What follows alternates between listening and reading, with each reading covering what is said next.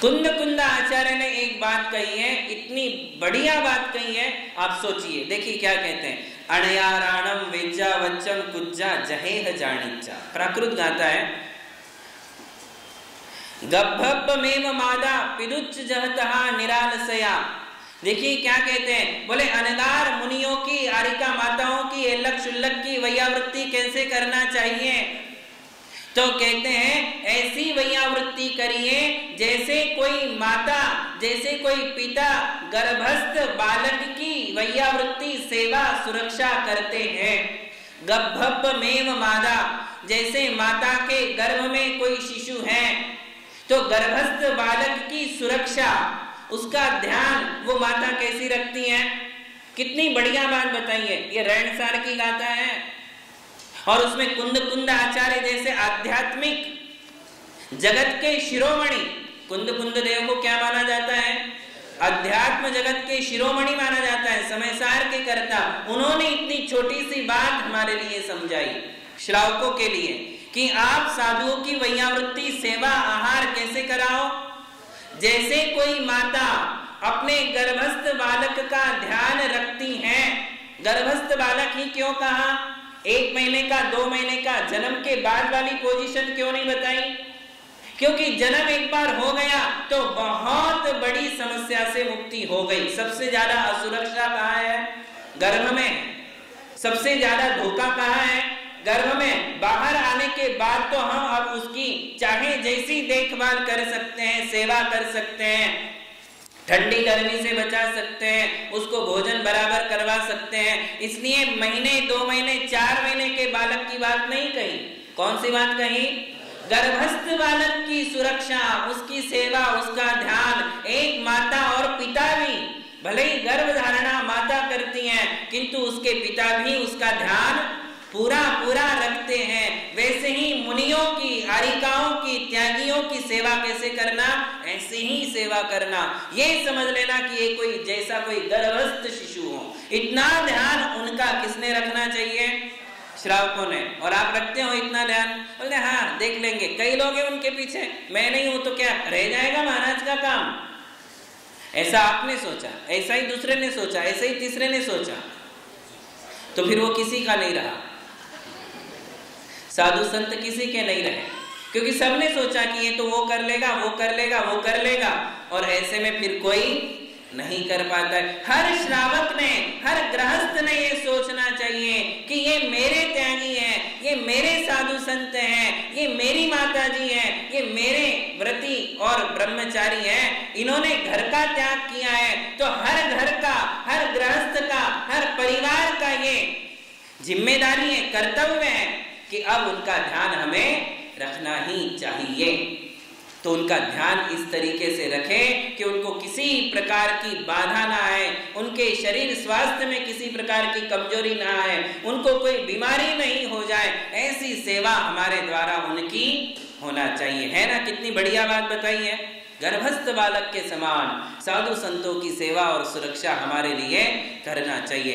तो ऐसा आहार हमारे लिए देना चाहिए। ऋतु कौन सी है, ठंडी के दिन है और आप यदि ठंडे पदार्थ दोगे, ठंडी के दिन है और आप जूस ज्यादा दोगे, ठंडी के दिन है और यदि आप उस समय ठंडे ऐसे पदार्थ दोगे जिसके कारण और ज्यादा उनके लिए शीत की बाधा हो जाए, सर्दी हो जाए, बुखार आ जाए, तो ठंडी में कौन से पदार्थ दे।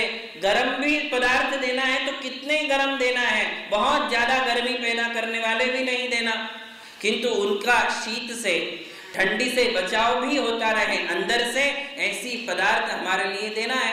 गर्मी के दिन है और गर्मी के दिन में यदि आपने उनके लिए गुड़ का लड्डू खिला दिया तो कैसे होगा। गुड़ का लड्डू है तो कब खिलाया जाएगा, ठंडी के दिनों में। और गर्मी के दिन में यदि आपने ऋतु के विरुद्ध आहार दे दिया, किसके विरुद्ध हो गया, ऋतु के खिलाफ यदि आहार दे दिया तो तबीयत गड़बड़ा जाएगी। और ऋतु ठंडी की है और प्रकृति किंतु ऐसी है कि प्रकृति गर्म करती है, गर्म प्रकृति है, तो बहुत ज्यादा गर्म भी हम उनके लिए नहीं खिला सकते हैं। मतलब दोनों का कॉम्बिनेशन है, ऋतु और प्रकृति, दोनों को ध्यान में रखो।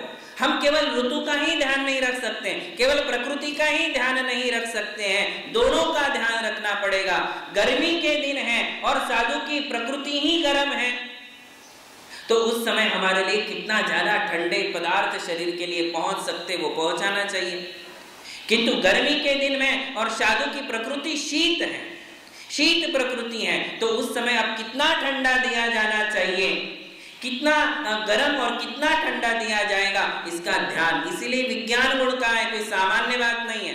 देखिए एक बात आप समझिए, साधु संत कितनी बार आहार लेते हैं? केवल एक बार आहार लेते हैं। सबसे बड़ी समस्या यही है, यदि 4 बार आहार लिया जाता तो फिर सुबह क्या देना, दोपहर में क्या देना, शाम में क्या देना, कौन सी दवाई कब देना, कब उनके लिए पेय देना, कब उनके लिए खाने योग्य पदार्थ देना। एक गृहस्थ है 4 बार ले सकता है, तो फिर जब दवाई लेना है तब वो केवल दवाई लेता है, तब खाना नहीं खाता है, बराबर।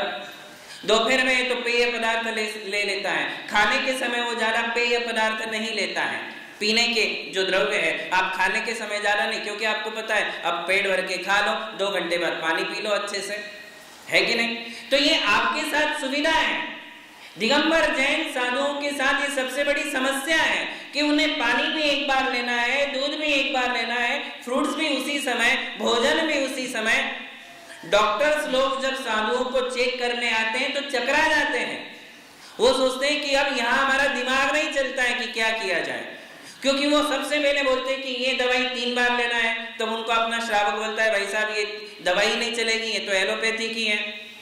फिर बोलते हैं कि वो तो एक ही बार लेते हैं, तो उनका दिमाग काम करना वही बंद हो जाता है कि भाई हमारे पास इसका कोई इलाज नहीं है। ये बहुत बड़ी बात है, हमारे लिए इसका ध्यान रखना बहुत जरूरी है। दवाई भी उसी समय, सारा पीने का उसी समय, खाने का उसी समय, है कि नहीं? उसी समय। आपके तो अलग अलग चलते हैं, खिचड़ी शाम को खा लोगे, सुबह थोड़ा चावल खा लोगे, कि भाई साधु का तो ऐसा नहीं चलेगा, आपको वो भी देना है तो उसी समय देना है। इसलिए इन बातों का ध्यान रखना जरूरी। साधुओं के लिए आहार का एक अलग ही विचार करना पड़ेगा। आप अपने दिमाग से नहीं चल सकते हो, या गृहस्थों का दिमाग लेकर के कि हम कैसा भोजन करते हैं वैसा भोजन आप साधुओं का नहीं करा सकते हो। वहां विज्ञान गुण की बहुत ही आवश्यकता है, एक अलग ही चर्या है, और उस चर्या में अब आपके लिए सोचना है। साधु संत तो सोचते ही हैं खुद का कि मुझे क्या लेना चाहिए और क्या नहीं लेना चाहिए, किंतु आपके लिए भी ये सोचना है कि हमें क्या देना चाहिए और क्या नहीं देना। एक बार आहार लेते बहुत ज्यादा तला हुआ खिला दोगे, पानी की प्यास लगेगी, गला जो है रूंधने लग जाएगा। प्रवचन देते, धर्मोपदेश देते, क्लासेस देते हैं, सबको सिखाते पढ़ाते हैं, बोलना जिनका ज्यादा है वो, उनको यदि आप ज्यादा तला हुआ खिला दोगे तो फिर क्या होगा? पानी की प्यास लगेगी। आपको तो उस समय देने की पड़ी है कि नहीं मैंने बनाया है महाराज, आपको लेना ही पड़ेगा, मैंने बनाया है, सुबह से मैंने मेहनत की है, आपके लिए बनाया है, ये बोलना ही गलत है। साधु के लिए बनाया है, साधु उस द्रव्य को अलग कर देगा, ये बोलना ही नहीं चाहिए कि आपके लिए बनाया है, बहुत बड़ी गलती है। साधु के सामने ये बोलना मूर्खता है कि हमने आपके लिए बनाया है, आपके लिए बनाया तो साधु वो वस्तु नहीं ले सकते। और इतना भी यदि आप बोलोगे कि मैंने तो सुबह से बनाया, आपको थोड़ा तो टेस्ट करना ही पड़ेगा। अरे तो ये कोई तुम्हारे मेहमान है, रिलेटिव है जो टेस्ट कराना है, आप साधु की टेस्ट ले रहे हो कि टेस्ट करवा रहे हो? एग्जाम है साधुओं का आहार, बहुत बड़ी एग्जाम है आज साधुओं के लिए, क्योंकि एक अकेले खड़े हो जाते हैं और घेर के 50 खड़े हो जाते हैं। आप करो, भोजन करके दिखाओ, आपको बैठ के करना है, थाली में परोसा हुआ तैयार रेडीमेड मिलता है वो खाना है, कि तो आपके सामने यदि 5 बैठ जाएंगे तो तुम्हारा भोजन नहीं हो सकता है। आप सोचो कि साधु कैसे मैनेज कर लेते 50 और 100 को, है कि नहीं? आपने 10 उपवास किए, 1 उपवास किया, 4 उपवास किए, पारणा के दिन यदि आपके सामने 4-8 बैठ जाएंगे तो आपको घबराहट होने लग जाती है। आप बोलोगे भैया सब जाओ, मैं मेरा देख लूंगा क्या करना है क्या नहीं। आप नहीं ले सकते हो, आपको एक ही चाहिए परोसने वाला या वाली, है कि नहीं? वही उसी से आपका भोजन ठीक से होता है। किंतु साधुओं की सोचो, दिन में एक ही बार आहार लेते हैं, कभी उपवास कर लेते हैं, कभी अंतराय आ जाता है और फिर दूसरे दिन उनके सामने वही 50। धारणा के दिन भी 50, पारणा के दिन भी 50, है कि नहीं? अब इतने लोग खड़े रहते हैं, अच्छा वो मना भी नहीं कर रहे आपको कि मत दो, किंतु उस समय कितनी शांति बरतना चाहिए। और उस समय यदि आप घाई गड़बड़ी करोगे, उस समय यदि आप जोर जोर से बोलोगे कि नहीं ये लेना ही पड़ेगा और जोर जबरदस्ती खिला दोगे तो क्या होगा? क्या होगा? तबीयत खराब हो जाएगी। उनको सहन करना पड़ता है। वो थोड़ी आपको बताते हैं कि आज कितनी गला सूखा, आज कितनी प्यास लग रही थी, वो आपको बताने वाले भाई साधु हैं। साधु का शरीर और आपके शरीर में कोई अंतर नहीं है। कई लोग तो सोचते हैं कि नहीं महाराज, ये महाराज को चलता है, तुम तो ये दे दो, इसके बाद ये दे दो, ज्यादा सोचने का नहीं। बोले जूस दिया ना, अब दूध दे दो। कोई बोलता है कि नहीं नहीं इसके ऊपर नहीं, बोले महाराज है, महाराज को सब चलता है, वो सब मैनेज कर लेते, डाइजेस्ट कर लेते। मतलब आप अपने आप से साधु को अलग समझते हो, अलग समझते हो, यही बड़ी गलती है। आपके शरीर में और साधुओं के शरीर में कोई अंतर नहीं है, बल्कि उन्हें साधना करने है, शरीर से काम लेना है। इसलिए इस बात का ध्यान रखना हमारे लिए बहुत जरूरी है। पहले क्या देना चाहिए, बीच में क्या देना चाहिए, आखिरी में क्या देना चाहिए। कोई कॉम्बिनेशन ऐसा नहीं होना चाहिए कि दो वस्तु एक के पीछे एक खा लेने से उनके लिए कोई तकलीफ हो जाए। तो ये द्रव्य देने का भी एक क्रम है। जैसे कि आयुर्वेद में एक जगह कहा है कि पानी कब पीना चाहिए, तो उसमें कहा है कि आदौ पीतम हरेत मन्नि मध्ये पीतम रसायनम भोजनांते च यत् पीतम तत् जलम विषवत् भवेत्। ये आयुर्वेद का एक श्लोक है। बोले भोजन के प्रारंभ में यदि हम पानी पीते हैं तो वो हमारी अग्नि को शांत करता है। बीच में यदि हम पानी पीते हैं भोजन के बीच में तो वो अमृत का काम करता है। किंतु भोजनांते च यत् पीतम, भोजन के अंत में जो पानी पिया जाता है वो जहर का काम करता है। अब बताइए साधु संत क्या करें, क्या करेंगे? यही बात हम आपको समझाना चाह रहे हैं कि साधु संतों की चर्या ना आयुर्वेद वाले, ना एलोपैथी वाले, ना होम्योपैथी वाले कोई तय नहीं कर सकता है, कोई निश्चित निर्धारणा नहीं कर सकता है कि साधु को कैसे करे। आयुर्वेद कहता है कि अंत में पानी दोगे तो जहर का काम करेगा, बीच में दोगे तो अमृत का काम करेगा। अब साधु संत अंत में पानी नहीं पिएंगे क्या? पीना ही पड़ेगा, एक ही बार उनको आहार लेना है। अंत में पानी पीते ही है, सारे साधु पीते हैं। नहीं पिएंगे तो और ज्यादा गला रूंधने लग जाएगा, सूख जाएगा, पानी अंत में पीना पड़ता है। तो आयुर्वेद के नियम भी साधु संतों पर नहीं चल पाते। इसी प्रकार एक श्लोक में कहा है कि आदो स्वादु स्निग्धम गुरु मध्ये लवणाम्ल मुपसेव्यम रुक्षम द्रवम च पश्चात् न च भुक्त्वा भक्षयेत् किंचित। उसमें कहा है कि आहार के प्रारंभ में स्निग्ध पदार्थ दे दो। स्निग्ध, स्निग्ध का मतलब समझते हो? हल्का नहीं, स्निग्ध यानी जो है ऑयली, थोड़ा सा ऑयली, जिसमें घी और तेल की मात्रा हो, जैसे सीरा दे दिया या चाटने वाला कोई पदार्थ दे दिया, ऐसा स्निग्ध पदार्थ। कई जगह तो कहते हैं कि स्टार्टिंग में जो है मीठा खाना चाहिए, ऐसा भी कहते हैं, स्निग्ध पदार्थ देना चाहिए, ये यहाँ कहा है। और बीच में जो है हेवी पदार्थ दिए जा सकते हैं, नमक वाले पदार्थ दिए जा सकते हैं, खट्टे पदार्थ दिए जा सकते हैं बीच में। रुक्षम द्रवम च पश्चात्, अंत में जो है वो रुक्ष द्रव्य देना चाहिए। रुक्ष द्रव्य यानी थोड़ा सा चावल और दाल दे दिया, और उसके बाद जो है फिर उनके लिए कुछ भी नहीं देना चाहिए। ये आयुर्वेद कहता है, साधु संतों की बात नहीं कर रहा है। वो किसकी बात कर रहा है? अब देखिए एक जगह लिखा है कि छाछ जो है वो अंत में पीना चाहिए, वो अमृत का काम करती है, बीच में नहीं लेना चाहिए, स्टार्टिंग में दूध लेना चाहिए। कई आयुर्वेदाचार्य कहते हैं कि एक बार जब भोजन करते हो तो उस समय एक भोजन में छाछ और दूध दोनों नहीं लेना चाहिए, चाहे स्टार्ट हो चाहे अंत हो। एक आहार में दूध या छाछ दोनों का कॉम्बिनेशन नहीं बैठता है, दूध या जूस इनका कॉम्बिनेशन नहीं बैठता है। आप बताइए अब साधु संतों के लिए कैसे कहा जाए? इसलिए यदि हमारे पास उतना ज्ञान, उतनी क्षमता नहीं है तो फिर हमारे लिए किसी अच्छे व्यक्ति को आगे करना चाहिए जिसको इस बात का नॉलेज है। हर समाज में ऐसे सुबुद्ध श्रावक आपको मिल जाएंगे जो साधु संतों की चर्या जानते हैं कि साधु संतों को स्टार्टिंग में क्या देना, बीच में क्या देना, अंत में क्या देना, ऋतु और प्रकृति का मिलान कैसे करना। ऐसे सुबुद्ध श्रावक आपको हर समाज में मिलेंगे। नहीं है साधु संतों के साथ जो हमारे लिए दीदी या भैया मिल जाते हैं, उनसे हमारे लिए ये सारी शिक्षाएं ले लेना चाहिए, उनसे सजेशंस ले लेना चाहिए कि महाराज की प्रकृति कैसी है, माता जी की प्रकृति कैसी है, उनके लिए कौन सा आहार नहीं चलता है, उनका क्या क्या त्याग है, आदि आदि बातों को हम किससे ले सकते हैं? भैया जी से या दीदी जी से ले सकते हैं। यदि आप किसी से पूछोगे नहीं, आपको उसका ज्ञान भी नहीं है, और यदि आप भोजन करके दे दोगे, ऋतु प्रकृति कुछ ध्यान नहीं रखोगे, तो उससे साधु संतों की चर्या में बहुत बड़ा व्यवधान आ सकता है।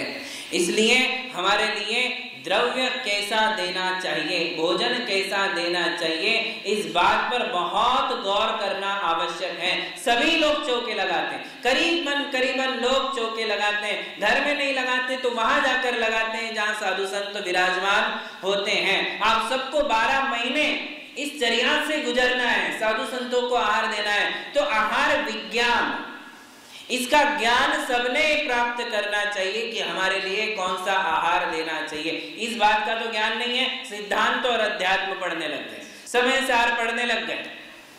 अरे जिस बात का ज्ञान होना चाहिए वो ज्ञान तो आपने पाया ही नहीं। ये तो बेसिक नॉलेज है, क्योंकि आहार आपको देना है तो आपको ये ज्ञान होना ही चाहिए कि ये कौन सी ऋतुमान चल रही है। एक जगह देखिए कितनी बढ़िया बात बताइए कि कौन सी ऋतु में या महीने में क्या नहीं खाना चाहिए। एक जगह हमारे पढ़ने में आया, हम आपको बताएंगे, चैते गुड़ वैसाखे तेल, महुआ जेठ अषाढ़े बेल। 4 लाइन है। सावन सागन भादो दही, क्वार करेला कार्तिक दही, अगहन जीरा पूस धना, माघ में मिश्री फाल्गुन चना। इन महीनों में ये सारी चीजें नहीं खाना चाहिए। ये सारा कलेक्शन आपके पास होना चाहिए, हम कलेक्शन करते रहते हैं। तो उसमें लिखा है चैते गुड़, चैत्र महीने में गुड़ नहीं खाना। चैत्र महीना लगभग आता है अप्रैल में, है कि नहीं? अप्रैल में गर्मी शुरू हो जाती है, उन दिनों में गुड़ खाओगे तो और गर्म करेगा, है बात ध्यान में। चैत्र में गुड़ मत खाओ, वैशाख महीने में तेल नहीं खाना। फिर कहते हैं कि महुआ नाम का धान्य आता है, जेठ महीने में वो नहीं खाना। और आषाढ़ का महीना है तो बेल फल आता है, बेल, वो बेल आषाढ़ महीने में नहीं खाना। श्रावण का महीना है तो सब्जियां कम कर देना, सब साग यानी जो पत्ता सब्जी है उसको नहीं खाना, बिल्कुल नहीं खाना श्रावण के महीने में। भादो का महीना है तो छाछ नहीं लेना, नहीं पीना, देना भी नहीं और पीना भी नहीं। आप अपना सोच रहे कि हमारा क्वार करेला, क्वार का मतलब है अश्विन का महीना, उस अश्विन के महीने में करेले की सब्जी नहीं खाना चाहिए। कार्तिक दही, कार्तिक के महीने में दही नहीं लेना। अगहन जीरा, अगहन यानी मगशीर, मार्गशीर्ष महीने में जीरा नहीं खाना चाहिए। और पूस धना, पौष का महीना है तो धना नहीं खाना। कुछ ना कुछ साइंस है, विज्ञान है कि वो खाने से उस महीने में कोई शरीर की जो है बीमारियां हो सकती हैं, तकलीफ हो सकती हैं। इसलिए माघ में मिश्री, माघ का महीना है तो बिल्कुल मीठा छोड़ देने का, है ना, ठंडी के दिन है। और फाल्गुन चना, फागुन का महीना आता है तो उन दिनों में चना नहीं खाना, डाइजेस्ट नहीं हो सकता है। तो ये सारी बातों का ध्यान हमारे लिए रखना परम अनिवार्य है कि कौन से महीने में, कौन सी ऋतु में, ऋतु कितनी आती है पता है? कितनी ऋतुएं आती? 3 नहीं 6 ऋतु आती हैं। 2 महीने की एक ऋतु होती है, 6 ऋतुओं से एक साल बनता है। तो ऋतुओं के अनुसार भोजन सामग्री बदल जाती है, प्रकृति के अनुसार भोजन सामग्री बदल जाती है। पहले तो क्या करना चाहिए, आपको ये ज्ञान रखना चाहिए कि 6 ऋतु के नाम लिखो, 12 महीने 6 ऋतु, और ऋतुओं में कौन सा भोजन हम कर सकते हैं आप। फिर साधु के हिसाब से विचार करो। फिर इधर प्रकृति के नाम लिखो, वात पित्त कफ, किसी की ज्वाइंट होती है, वात और पित्त मिक्स है, किसी की पित्त और कफ मिक्स है, किसी की वात और कफ मिक्स है। तो ऐसी 6 प्रकृतियों के नाम लिखो और उनके अनुसार कौन सा भोजन लिया जा सकता है, आयुर्वेदाचार्य से मिलो। ऋतु का अलग लिखो और प्रकृति का अलग लिखो। लिखने के बाद अब हमारे लिए जब आहार देने का मौका आता है, साधु की प्रकृति समझो, ऋतु देख लो, अब दोनों का कॉम्बिनेशन करो कि हमें कौन सा आहार इन्हें दिया जा सकता है।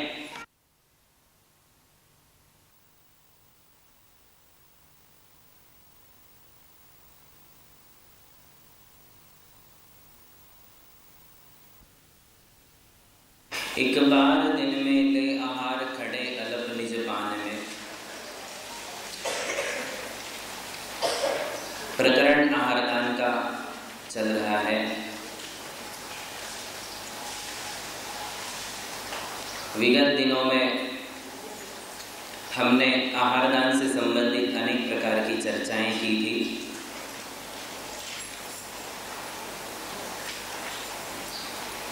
उसमें से जो चर्चाएं शेष है उसे आज हम आपके सामने बताएंगे।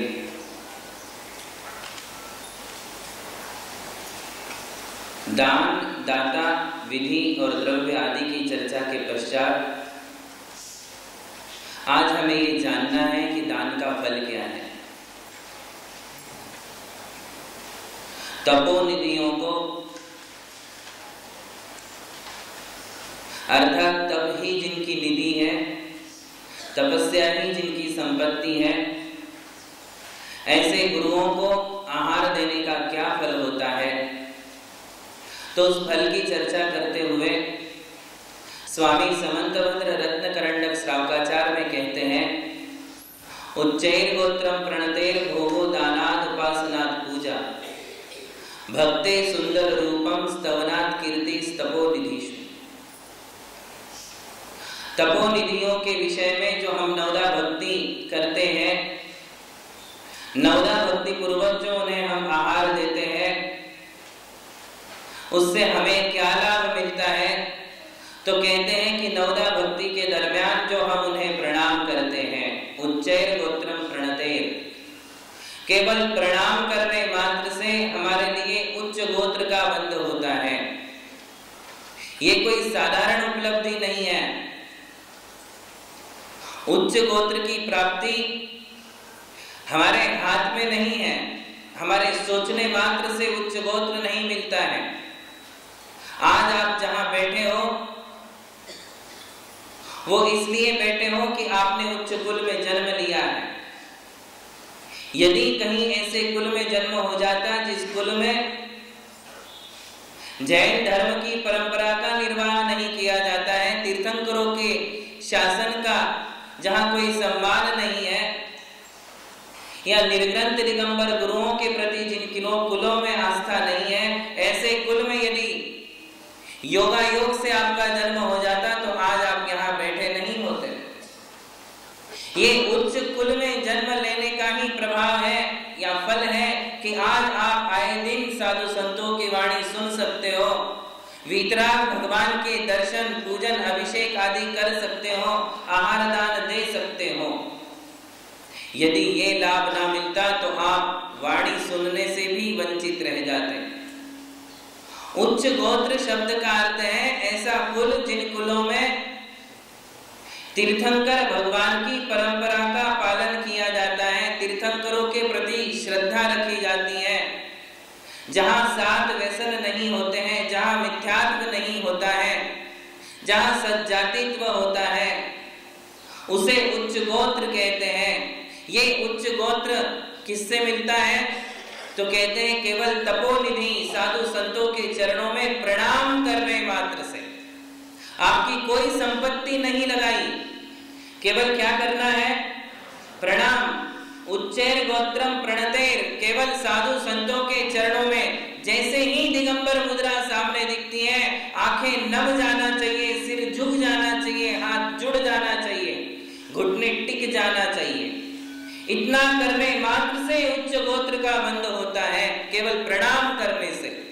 मराठी में कहते हैं नमस्कार फुकटाचा, आशीर्वाद लाखाचा। बोले फोकट का नमस्कार है, क्या लगा तुम्हारा, हींग लगी ना फिटकरी, रंग चोखो आ जाए, कुछ भी नहीं लगा। कोई आपको अपनी संपत्ति नहीं लगानी पड़ी, कोई आपको अपना धन नहीं लगाना पड़ा, कोई बहुत ज्यादा एनर्जी भी नहीं लगानी पड़ी, कोई बहुत ज्यादा परिश्रम या मेहनत भी नहीं करनी पड़ी। केवल क्या करना है, जब भी हमारे लिए निर्ग्रंथ दिगंबर मुद्रा दिख जाती है, पीछे धारी त्यागी हमें दिख जाते हैं, तो हाथ जोड़ना है, घुटने टेक करके उन्हें पंचांग नमस्कार करना है। ऐसा करने मात्र से क्या लाभ होगा, उच्चैर गोत्रम। इसलिए नवदा भक्ति में एक भक्ति है, कौन सी भक्ति है, प्रणाम।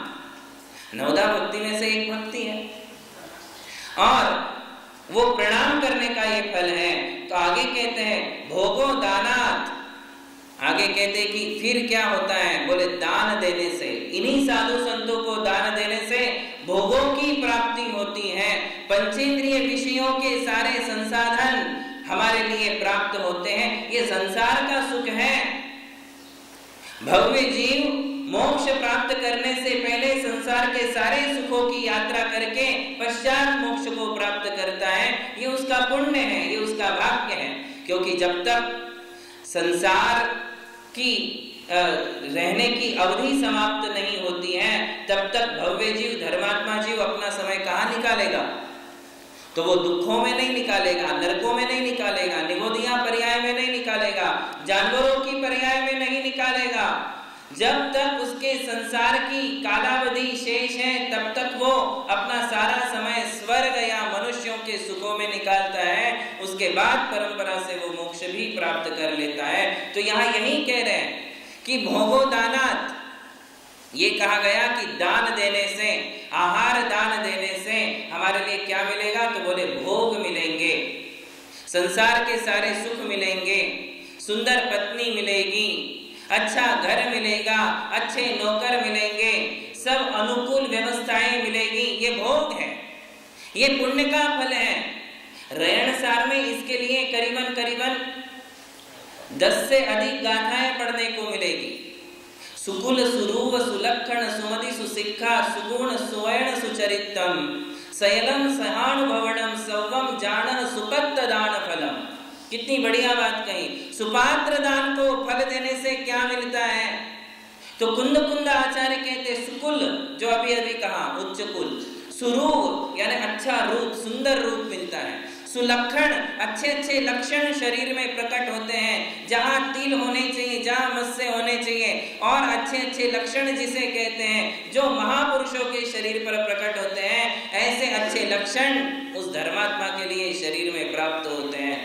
सुमति अच्छी मति मिलती है, निर्णय लेने की क्षमता उसके लिए प्राप्त होती है। कई लोग जब उनके ऊपर ऐसे आपत्तियां आती हैं तो डिसीजन लेने से चूक जाते हैं, निर्णय लेने में हड़बड़ी कर देते हैं, घबराहट होने लग जाती है, क्या निर्णय लूं, इसमें वो कई दिन कई महीने निकाल देते हैं।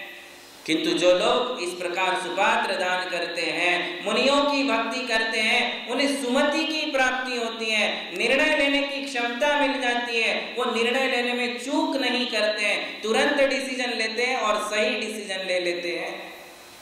ये भी एक लाभ है। सुशिक्षा, उनके लिए सुशिक्षाएं मिलती हैं। सुगुण, सारे सद्गुण उनके अंदर आते हैं। सुवचन, उनकी वचनावली बहुत मधुर होती है, उनकी सुरीली आवाज होती है। जो लोग साधु संतों की भक्ति करते हैं, आवाज भी इतनी मधुर होती है, वो उपलब्धि होती है कि सुनने वाले भी दंग रह जाते हैं। सुचरितम, उसका आचरण शुद्ध हो जाता है। सयलम सहानुभवनम, इस संसार में जितने भी सुख हैं वो सारे सुख सौवम जान सुपत्त दान फलम। किसका फल है वो? सुपात्र दान का फल है। आप बताइए, सुपात्र दान करना, आहार दान करना कोई ज्यादा कठिन समस्या वाली बात नहीं है। हर व्यक्ति आहार दान दे सकता है। आहार एक ऐसा दान है, भाई मंदिर बनाने के लिए तो बहुत पैसा चाहिए, हर व्यक्ति एक मंदिर खड़ा नहीं कर सकता है, हर व्यक्ति बड़ी मूर्तियों का निर्माण नहीं कर सकता है, हर व्यक्ति स्वयं एक पंचकल्याणक या विधान नहीं करवा सकता है, हर व्यक्ति सौधर्म इंद्र या माता पिता भी नहीं बन सकता है। सब जगह हर व्यक्ति अपना दान नहीं लगा सकता है, किंतु आहार एक ऐसा दान है जो गरीब से गरीब व्यक्ति भी कर सकता है।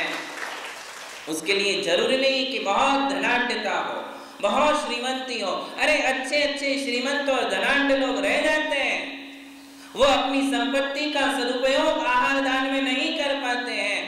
और जो मीडियम क्लास के लोग होते हैं, बहुत ज्यादा संपत्ति नहीं भी है, किंतु आए दिन साधु संतों के आहार में उनका धन लगता ही रहता है, लगता ही रहता है। ये बहुत बड़ी बात है। इसमें एक ऐसी सुविधा है, जरूरी नहीं है कि फेमस आदमी ही आहार दे सके, जरूरी नहीं है कि जिसका बहुत नाम हो, इज्जत हो, वही आदमी आहार दे, जरूरी नहीं है कि बहुत धनाढ्य श्रीमंत व्यक्ति हो वही आहार दे। आहार कोई भी दे सकता है। केवल किसकी आवश्यकता है? नवधा भक्ति की। किसकी आवश्यकता है?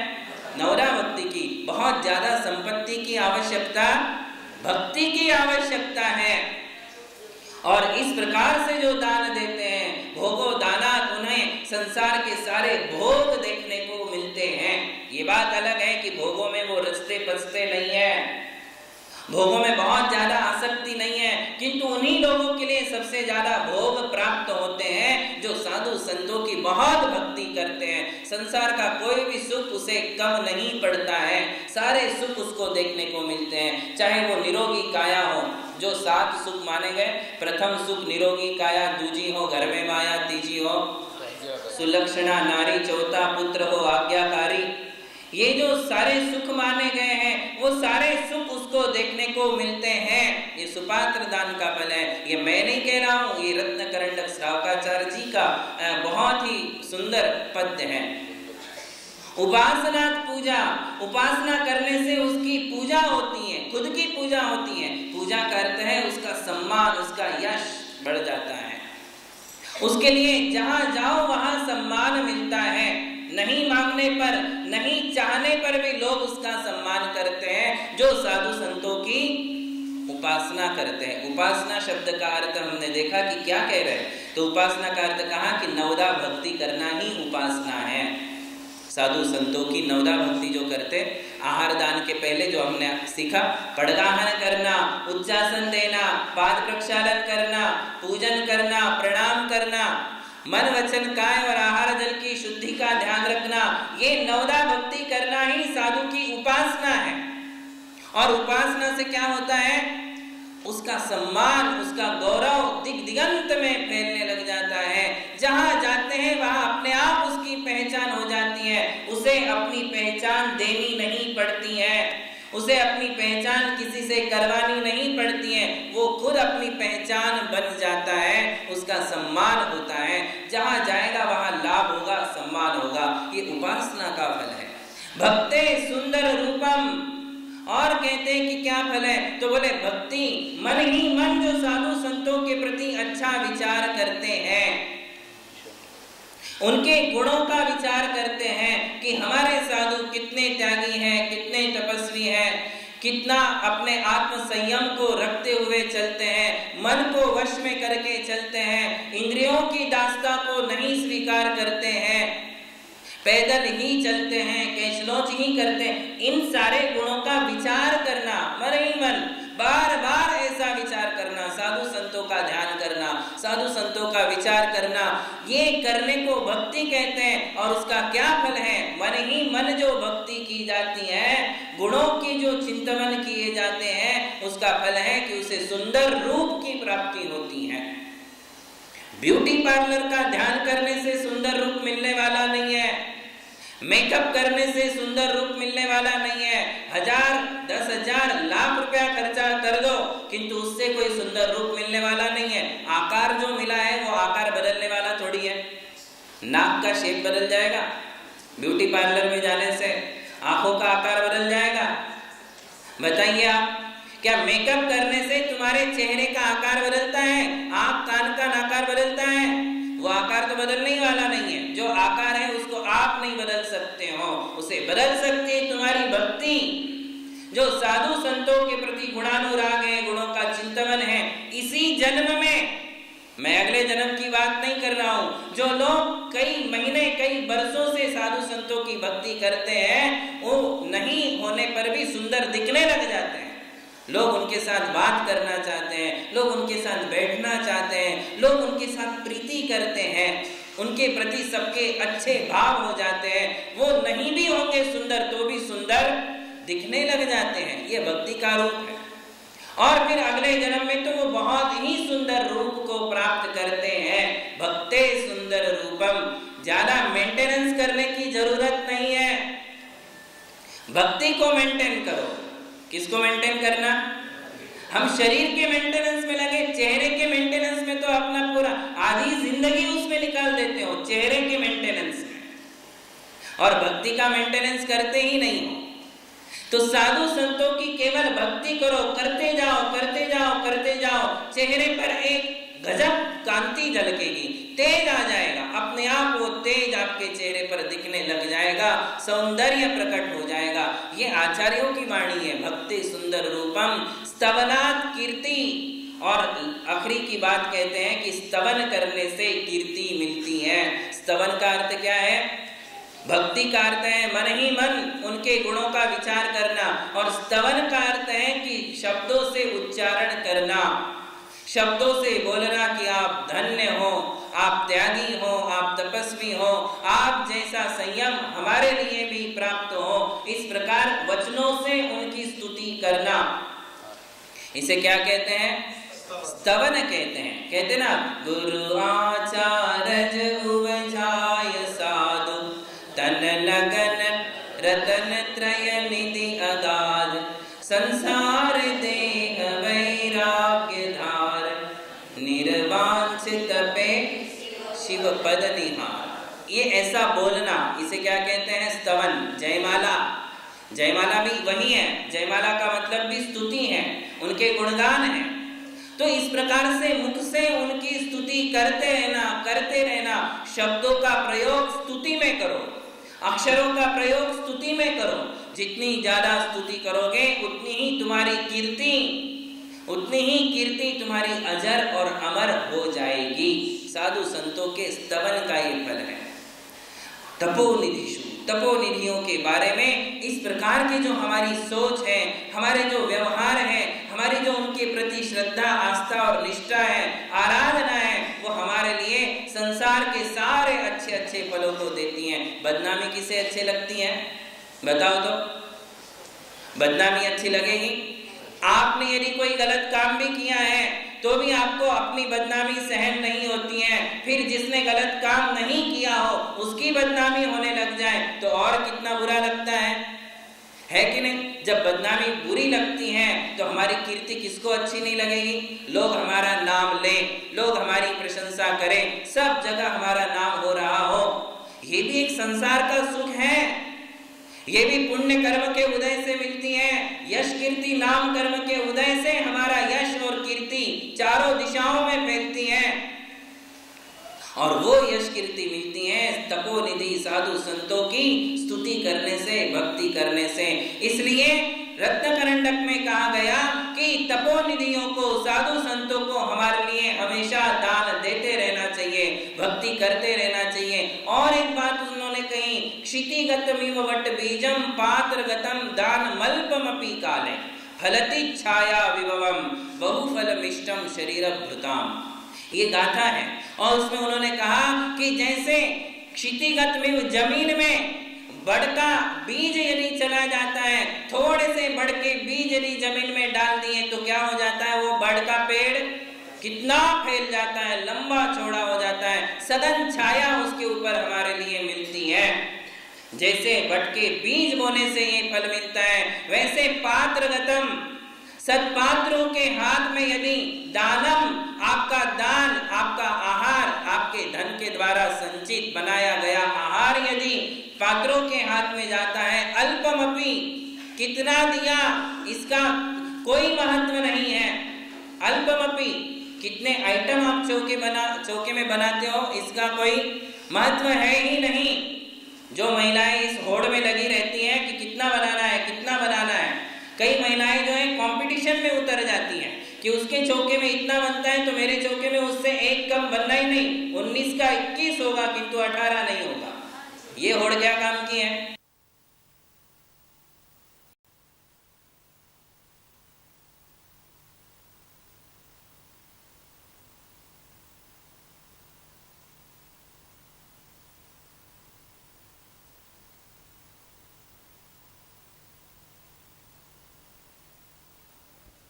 देखिए शब्द सुनिए, पात्रगतम दानम अल्पमपि। अरे अल्प भी दिया है, व्यवस्थित दिया है, ऋतु के अनुसार दिया है, प्रकृति के अनुसार दिया है, साधना और तपस्या में वृद्धि करने वाला आहार दिया है, फिर वो कम भी दिया है तो भी वो तुम्हारे लिए कैसा फलेगा? तो बोले जैसा बड़ का पेड़ फलता है वैसे ही हमारे लिए संसार की सघन सुख की छाया हमारे लिए मिलती है। सारे सुख केवल एकमात्र तुम्हारे आहार दान से तुम्हारे लिए मिल जाते हैं। बहुफलमिष्टम, मीठे मीठे फल, केवल छाया नहीं मिलती है। बड़ के पेड़ के फल कैसे होते हैं? चखे कभी? वो तो अपन खाते ही नहीं। देखो, यानी दृष्टांत भी एक देश होते हैं, दृष्टांत से भी ज्यादा फल है। बड़ का पेड़ तो केवल सघन छाया देता है, उसके फल हमारे काम के नहीं है, किंतु जो आहार दान दिया गया है वो बड़ के पेड़ के समान छाया तो देता ही देता है, किंतु मीठे मीठे फल भी हमारे लिए देता है। इसलिए इन बातों का ध्यान रखें, काले समय पर ही देना, जो मुनियों के आहार की बेला है उसी में देना, और अल्पमपि, अल्प शब्द का अर्थ क्या है? कम और ज्यादा के चक्कर में नहीं पड़ना। कई लोग जो महिलाएं जो है होम साइंस का पूरा प्रेजेंटेशन चौके में करना चाहती हैं, ये प्रदर्शन नहीं करना चाहिए। क्या बोलते हैं उसको? पाक कौशल्यता, वो आपको चौके में थोड़ी दिखाना है, आप पूरा ट्राई करते हो साधु संतों पर कि कैसा बनता है, देख ले, तो आगे फिर मेहमानों को भी खिलाने को काम आएगा। तो ये सारी बातें नहीं, बहुत ज्यादा यूज करने की, बहुत ज्यादा मिर्च मसाला तला हुआ खिलाओगे तो साधु की तबीयत और बिगड़ जाएगी। परसों का प्रवचन हमने पूरा इसी पर दिया था कि आहार कैसे देना चाहिए, कैसा आहार होना चाहिए, इस बात का भी बहुत ज्यादा ध्यान रखना। जितना शुद्धि का ध्यान रखते हो, जितनी मर्यादा का ध्यान रखते हो, उसी प्रकार उसका भी ध्यान रखना चाहिए कि कैसा आहार देना है। फिर वो थोड़ा सा भी दिया तो भी चल जाएगा। हमारे तीर्थंकर केवल एक वस्तु लेते हैं आहार में। आपको पता है पहले तीर्थंकर ने कौन सा आहार लिया था? इक्षुरस, एक ही चीज का आहार लिया। बाकी सभी तीर्थंकरों ने क्या लिया? खीर लिया था। क्या लिया था? एक ही वस्तु लिया था, ज्यादा नहीं दिया। फिर भी वहां पंचाश्चर्य हो गए। तुम 50 चीजें बनाती हो तो भी पंचाश्चर्य नहीं होते। तो वस्तु ज्यादा बनाने की आवश्यकता नहीं है, वो हमारी भक्ति है। वस्तु कम या ज्यादा कुछ भी बनाओ, शुद्धि होना जरूरी है, मर्यादित होना जरूरी है, और साधु की प्रकृति का ध्यान रखना भी बहुत जरूरी है। आप बहुत ज्यादा खिला दोगे, तबीयत बिगड़ जाएगी, 2 साल में उनको कोई बीमारी लग जाएगी, पूरा जीवन उनका खराब हो जाएगा। इसलिए ऋतु और प्रकृति दोनों का ध्यान रखते हुए हमारे लिए साधु संतों को आहार देना चाहिए। दान मल्पमपि काले, और समय पर दिया गया वो दान हमारे लिए बहुत ही सुख प्रदायक होता है।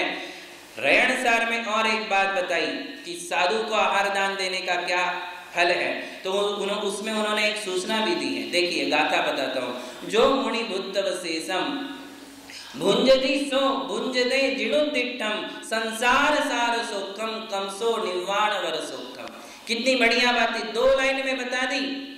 और उन्होंने कहा कि जो मुनियों के भोजन के पश्चात, एक विशेष बात उस गाथा में है कि मुनियों को आहार देने के बाद जो अवशेष अन्न का भक्षण करता है, कौन सा